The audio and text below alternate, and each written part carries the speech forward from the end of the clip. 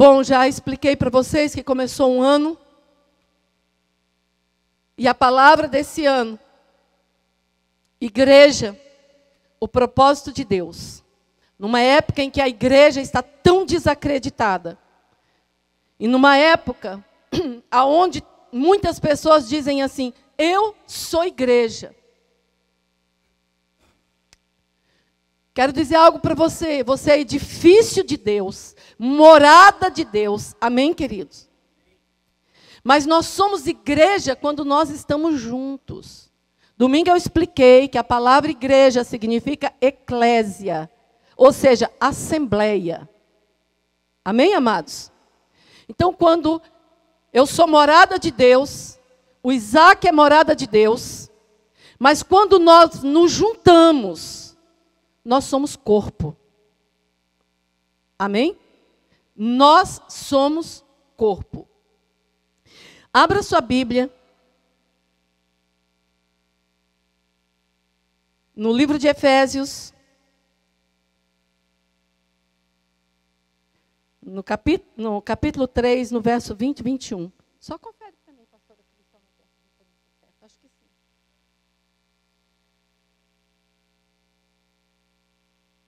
Ora. Pronto?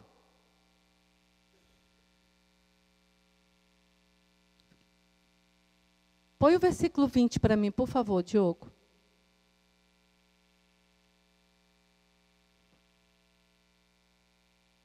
É isso mesmo. Você pode ler junto comigo ali na tela? Vamos ler todos em voz alta? Vamos ler na tela, porque sai tudo a mesma versão. Aquele que é capaz de fazer infinitamente mais do que tudo que pedimos ou pensamos, de acordo com seu poder que atua em nós. 21. A Ele seja a glória na igreja e em Cristo Jesus, por todas as gerações, para todos sempre. Amém. Quem tem aí a versão no verso 20? Ora, aquele que é poderoso para fazer infinitamente mais, além daquilo que nós pedimos ou pensamos, segundo o seu poder que opera em nós, na igreja, por todas as gerações e pelos séculos dos séculos. Amém. Amém? Vamos ver o significado da palavra poder? Palavra poder no grego, no original, vem da palavra dunamis ou dinamis. É a raiz das palavras dinâmico, dinamite, de dinamite mesmo, de explodir, e dínamo, com sentido de impulsionar, de fazer mover. Amém, queridos? Dunamis, ou dinamis, não é apenas uma ideia, não é apenas uma filosofia, uma teoria de poder. Dínamos é o poder em movimento. Diga para o seu irmão, poder em movimento. É o poder explosivo. Glória a Deus. Glória a Deus. No Salmo 62, no verso 11, amo esse versículo. Se você for ver, você vai ver ali você vai ver o que Davi estava falando. Ele estava se comparando a um muro que está caindo. E os opressores dele empurrando para ele cair mais rápido ainda. E ele começa a declarar ali quem é Deus, e de repente ele diz assim, uma vez, no meio daquela situação horrível que ele estava vivendo, de ameaça do inimigo, ele já quase não tinha mais força. Eu disse para vocês que ali ele se compara a uma parede que está caindo, e os inimigos empurrando para cair mais. Ele declara assim, no meio disso, olha o que Deus falou para ele. Ele diz assim, uma vez falou Deus, e 2 vezes eu ouvi que o poder pertence ao Senhor. O poder não pertence aos nossos inimigos. O poder não pertence àqueles que nos afrontam, o império das trevas. O poder pertence ao Senhor. O poder pertence ao grande El Shaddai, o Todo-Poderoso, aquele que é poderoso para fazer infinitamente mais, além daquilo que nós pedimos ou pensamos, conforme o seu poder, que opera onde? Em nós, aonde? Onde é que opera? Na igreja. Você pode dar um glória a Deus? Gente, isso é tão maravilhoso. Aprove a Ele colocar esse poder dentro de nós. Em nós habita o poder dos poderes. Aprove a Ele. Esse poder está dentro de mim e dentro de você. E opera em nós, Ele opera em nós, e Ele opera através de nós, na igreja. Amém, queridos? Esse poder e essa força, ela tem a capacidade de nos impulsionar. Sabe um carro, quando dá partida, há um atrito ali, não é? Eu não entendo muito de mecânica, não, que tem algum mecânico aqui. E a força do motor faz o carro andar. Não é verdade? Mas para isso, se eu não me engano, na hora que você vira a chave na ignição, um atrito acontece lá dentro. É isso? Estou errada? Estou errada, gente, me fala. Mas na minha cabeça eu imagino assim, que a hora que você vira a chave ali na ignição, se bem que hoje, né, a maioria dos carros é só apertar um botão, ou você fala assim, desliga. Mas algo acontece ali. E é gerada uma pressão. Amém, queridos? E é essa pressão que impulsiona o carro aí. Nós crentes, quando a chave é colocada na ignição e que o atrito é gerado, o que nós fazemos? Alguém sabe me dizer? Nós recuamos. Nós recuamos. Sabe aquele negócio? Se apertar demais parafuso, quando se aperta demais espana? É mais ou menos assim. Mas eu quero dizer algo para você. Lembrar quem você é. Você é alguém que carrega dentro de você o poder de Deus. Você é alguém que carrega dentro de você o combustível necessário para levar você aonde Deus falou que vai levar. Amém, queridos? Então, esse poder de Deus, ele nos impulsiona a agir. Por isso que nós não podemos ser um crente parado, um crente sem expressão. Um crente sem expressão é um crente sem poder. É um crente que deixou o poder de Deus lá, o Espírito de Deus lá, ficar aí quietinho. Nós precisamos disso, porque esse poder de Deus, ele nos impulsiona a ir e a fazer. É o que Paulo diz, em nós e na igreja, no corpo. Amém, queridos? Esse dínamos nada mais é que o movimento do Espírito em nós. O Espírito Santo de Deus, ele é dinâmico. Você crê nisso? Amém, queridos? O Espírito Santo, ele é dinâmico.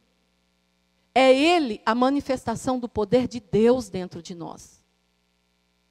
A palavra de Deus diz que aquele que se une ao Senhor se torna um só espírito com Ele.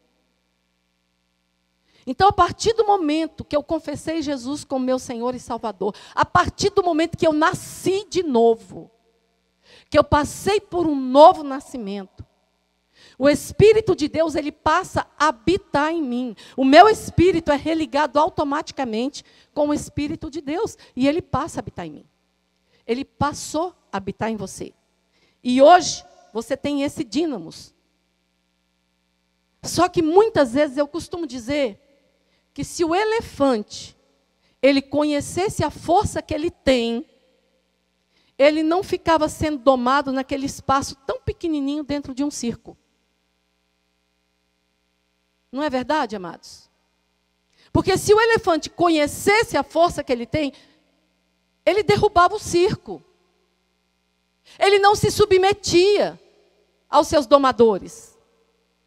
Só que muitas vezes, a igreja de Deus não está reconhecendo a força que tem, o poder que habita nela.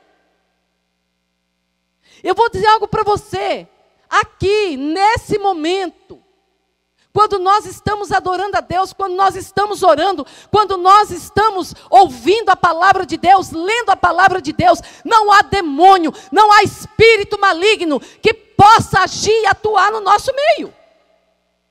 Porque há um poder de Deus liberado.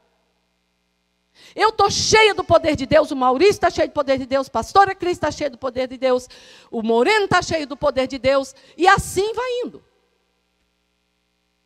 E quando nós nos juntamos, eu quero dizer algo para você. O inferno tem que se calar. Ele tem que se calar. Porque ele não pode suportar o poder de Deus através da igreja. Amém? Veja o que Paulo diz aqui em 2 Coríntios 12, 9 e 10. Olha só. Ele diz, a minha graça é suficiente para você, pois o meu poder se aperfeiçoa na fraqueza. Portanto, eu me gloriarei ainda mais alegremente nas minhas fraquezas, para que o poder de Cristo repouse em mim. Por isso, por amor de Cristo, regozijo-me nas fraquezas, nos insultos, nas necessidades, nas perseguições, nas angústias. Pois quando eu sou fraco, aí é que eu sou forte. Será que Paulo estava dizendo aqui, falando aqui, da fraqueza do pecado especificamente? Não. O que Paulo estava dizendo aqui? Há um mundo espiritual que trabalha contra nós o tempo todo. Amém? Olha Davi como é que ele estava, igual uma parede caída. E os inimigos, se sentia como os inimigos empurrando para ele cair mais ainda. Para ele cair mais depressa. O mundo espiritual, ele trabalha assim, contra mim, contra você. O tempo todo. Com sugestões.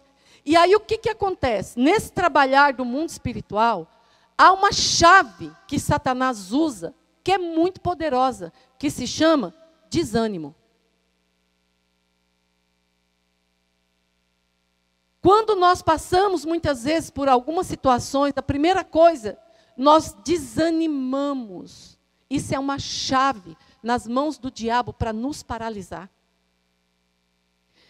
Queridos, olha o que Paulo fala aqui. Eu me regozijo nas fraquezas, nos insultos, nas necessidades, nas perseguições, nas angústias. Ele estava dizendo assim, eu sou perseguido, mas eu me regozijo, eu permaneço em Deus. Eu estou angustiado, mas eu permaneço em Deus. O poder de Deus se aperfeiçoa em mim, na minha fraqueza. Estou fraco, eu não tenho vontade de fazer nada, mas eu recebi de Deus uma missão. Eu estou fraco, eu não tenho vontade de fazer nada, mas Deus tem um propósito com a minha vida e conta comigo nessa missão. Nós podemos ver pelo contexto aqui que Paulo tinha todo motivo do mundo para desanimar. Tinha todo motivo do mundo para desacreditar. Eu sou servo de Deus, mas eu estou sendo insultado. Não é verdade? Eu tenho passado necessidade. Eu tenho vivido perseguições. Eu estou me sentindo fraco. Esse versículo aqui diz que nós podemos nos sentir fracos. Só tem um detalhe. Quando nós lembramos quem nós somos, nós entendemos que é na nossa fraqueza que o poder de Deus se aperfeiçoa. Nós lembramos que não é quando eu faço, não é com os meus méritos. E muitas vezes, Deus tira todos os nossos méritos para que o poder dele se manifeste. Eu vou contar rapidamente um testemunho para vocês de algo que eu passei. Quando essa igreja tinha 23 dias que estava aberta, não tinha quase ninguém. Eu tive uma surpresa, assim, horrível. O meu esposo foi embora. E logo em seguida eu descobri que ele tinha alguém. Um bom motivo para ir embora.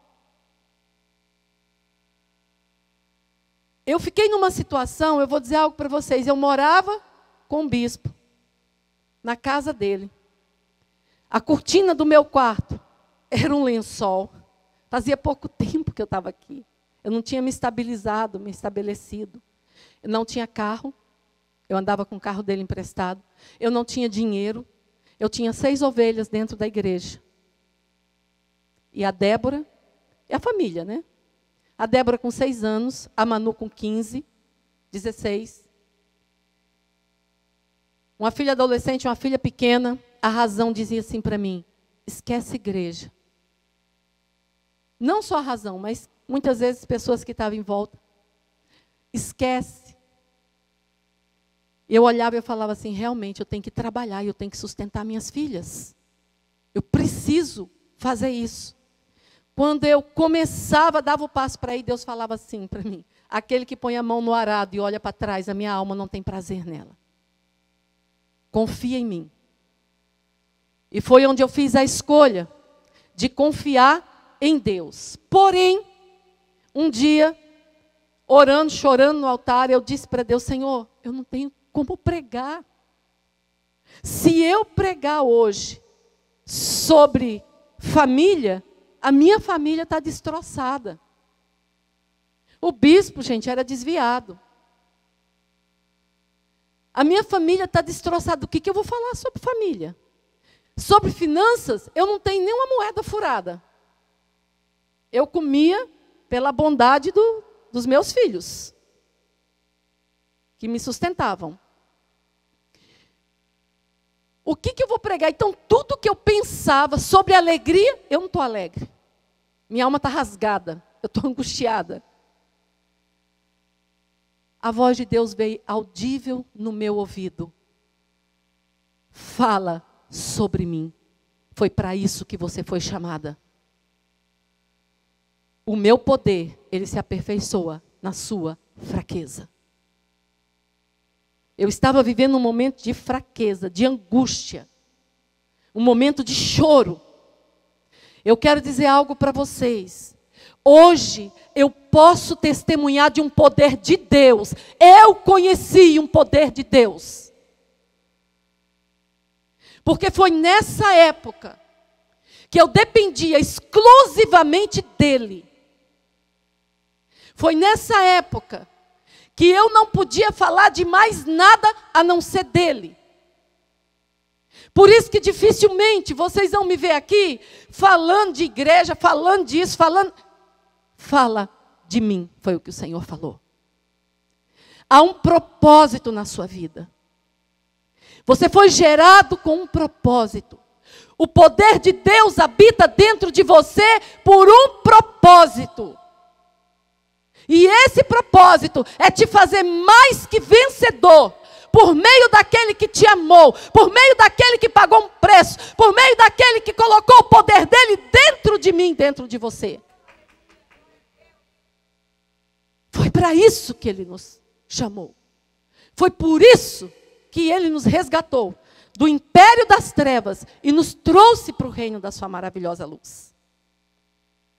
Só que esse poder de Deus, esse dínamo, ele tem que se mover.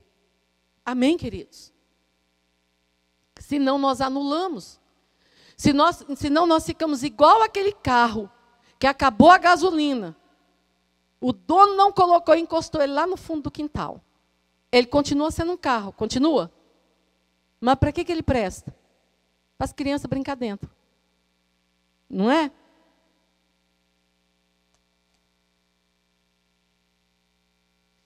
Vou dar para você um exemplo de quando eu sou fraco, aí que eu sou forte.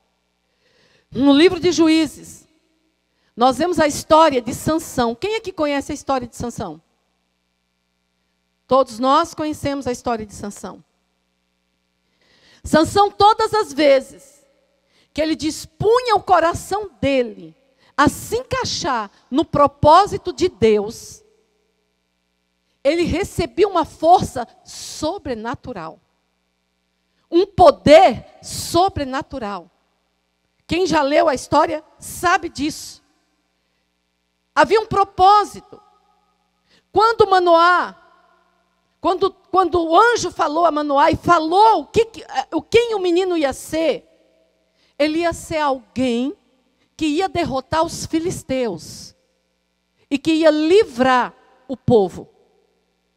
Esse era o propósito.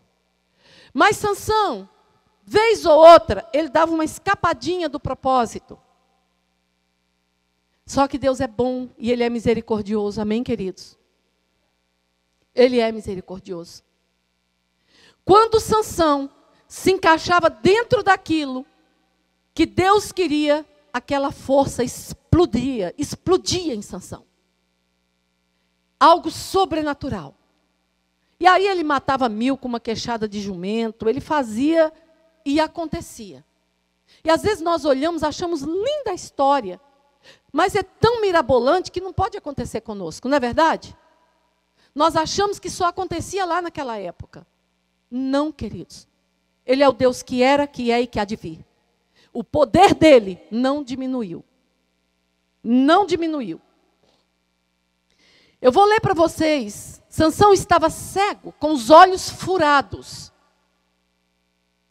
arruinado, fraco, desmoralizado, envergonhado, porque escapou completamente do propósito de Deus. E ele faz uma oração ao Senhor, no capítulo 16, no verso 28, ele diz assim, olha como que diz, Sansão orou ao Senhor, soberano Senhor, lembra-te de mim. Ó Deus, eu te suplico, dá-me força mais uma vez, e faze com que eu me vingue dos meus inimigos, por causa dos meus olhos. Ele ficou cego, ele teve os 2 olhos furados. E às vezes nós olhamos para essa situação dele e falamos assim, não, nós não temos os nossos 2 olhos furados. Muitas vezes nós temos, queridos. E muitas vezes nós estamos andando num nível de cegueira tão grande, quando eu falo cegueira, cegueira espiritual, que nós não conseguimos enxergar o cerco que Satanás está aprontando no meio de nós. A palavra de Deus diz que Sansão, naquele momento, ele empurrou as colunas. Tinha mais de 3.000 pessoas dentro daquele lugar para assistir, para eles humilharem Sansão, se divertirem com Sansão, baterem em Sansão. Porque é isso que o diabo quer, ele quer bater em nós. Mas nós não fomos chamados para apanhar do diabo, amém, queridos? Nós somos chamados para ser mais que vencedores, porque esse poder de Deus dentro de nós nos faz mais que vencedores. E a Bíblia diz que Sansão, ele abriu os braços e ele empurrou as colunas. E a força que veio sobre ele foi tão sobrenatural, que morreram todos ali. Mas pasme, Sansão morreu. Você sabe o que ele decidiu naquela hora? Ele sabia que ele ia morrer. Ele decidiu naquela hora o que nós precisamos decidir em todo o tempo. O que Jesus diz? Quer vir após mim? Negue-se a si mesmo, tome a sua cruz e siga-me. O que Sansão fez aqui foi uma atitude de cruz. Foi morrer para que os seus inimigos fossem derrotados. E muitas vezes os nossos inimigos, eles permanecem vivos, eles permanecem nos atordoando, nos perturbando, nos perseguindo, porque muitas vezes, e na maioria das vezes, nós não queremos morrer em algumas áreas da nossa vida. Nós não queremos morrer para que os nossos inimigos morram, para que os nossos inimigos se dissipem, para que os nossos inimigos não nos atormentem mais. Sansão livrou Israel porque ele resolveu morrer. Agora olha para o seu irmão e fala: você está disposto a morrer? Não me conta a resposta dele, ok?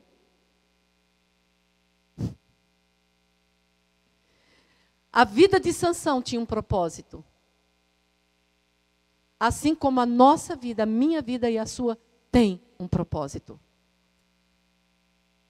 E o propósito da vida de Sansão era derrotar os filisteus. Era derrotar o inimigo que afrontava o povo de Deus naquela época.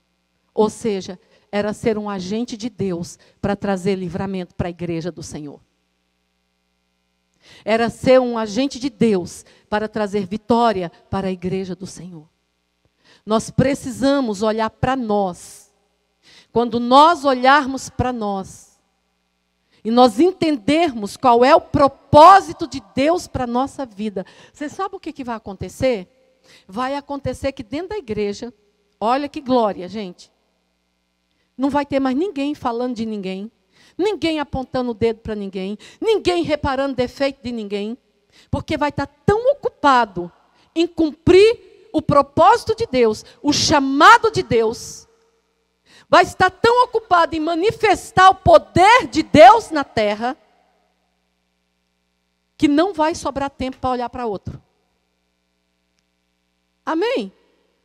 Você crê nisso? Que é desse jeitinho? É simples assim. Simples, né?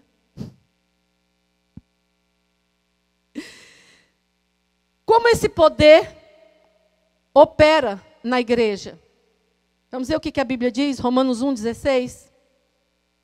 Porquanto não me envergonho do Evangelho, porque é o poder de Deus para a salvação de todo aquele que nele crê.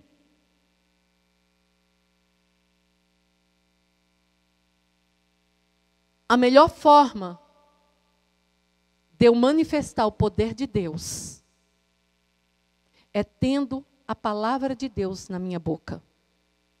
É vivendo o Evangelho. Primeiro eu tenho que viver.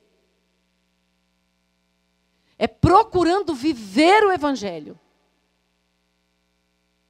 E depois proclamando o Evangelho.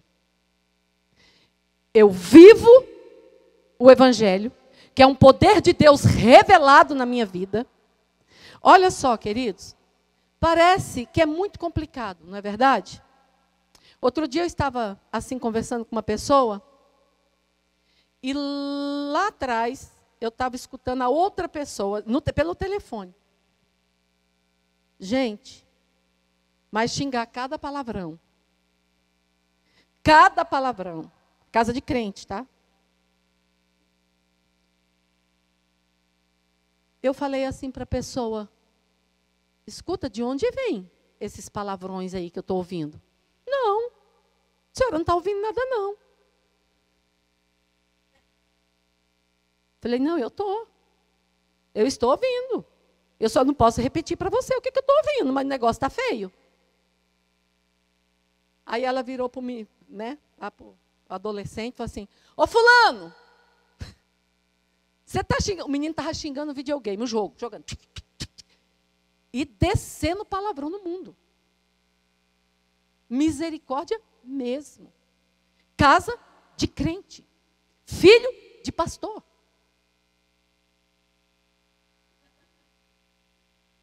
Não era na casa do bispo não, tá, gente? Eu vou dizer algo para vocês. Queridos, eu fiquei escandalizada. Mas isso me fez entender algo. Mas isso me fez entender algo. Isso me fez entender porque muitas vezes nós não manifestamos o poder de Deus na nossa vida. Porque nós nos misturamos com tudo quanto é tipo de porcaria. Nós não fazemos mais diferença do mundo.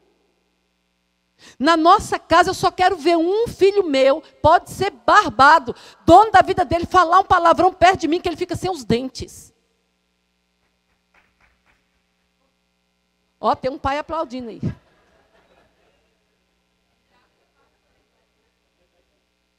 Mas fica mesmo.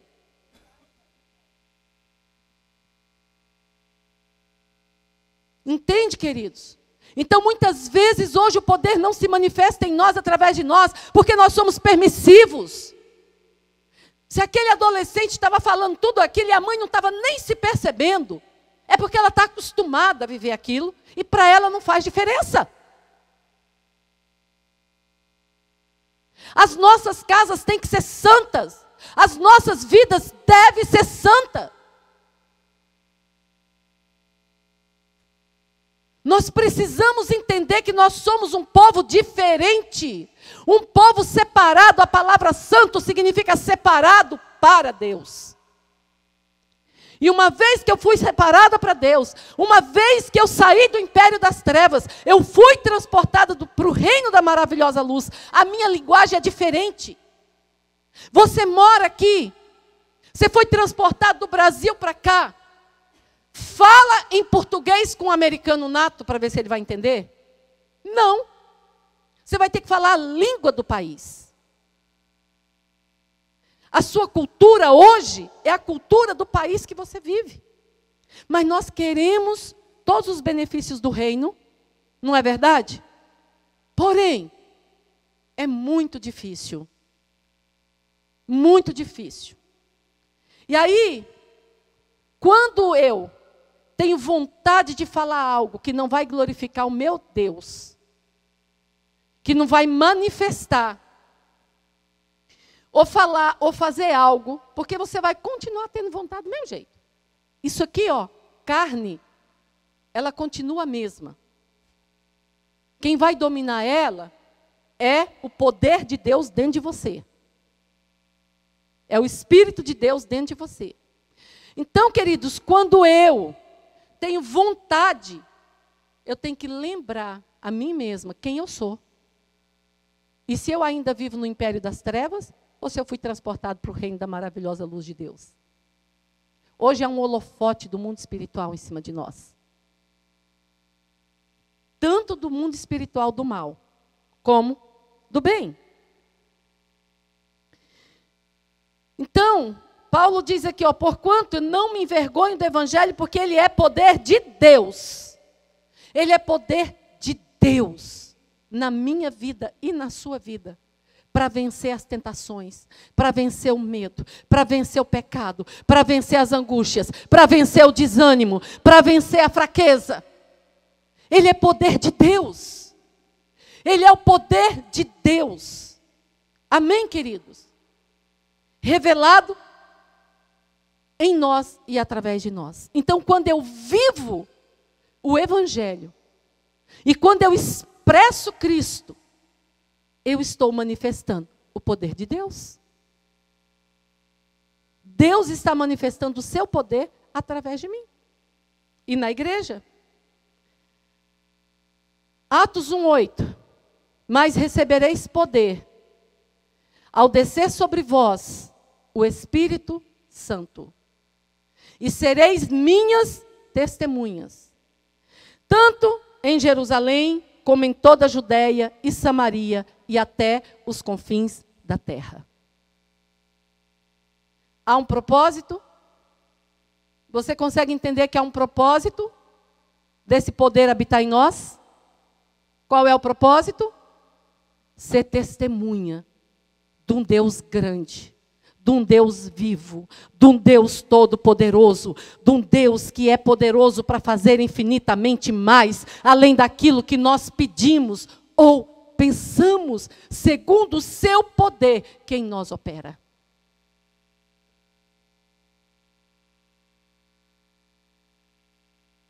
segundo o seu poder que em nós opera.